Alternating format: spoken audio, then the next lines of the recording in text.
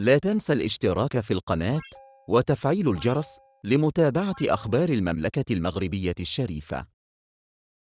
أعرب مصدر مأذون في وزارة الشؤون الخارجية والتعاون الإفريقي والمغاربة المقيمين بالخارج عن إدانة المملكة المغربية من منطلق مواقفها الثابتة اقتحام وزير إسرائيلي اليوم الثلاثاء 3 يناير 2023 باحات المسجد الأقصى المبارك.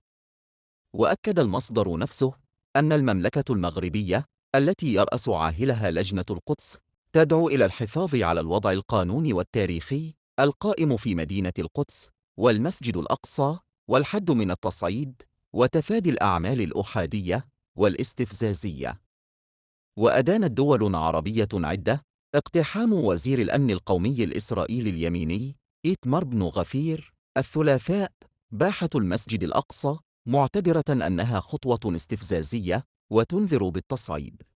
لا تنسى الاشتراك في القناة وتفعيل الجرس لمتابعة أخبار المملكة المغربية الشريفة.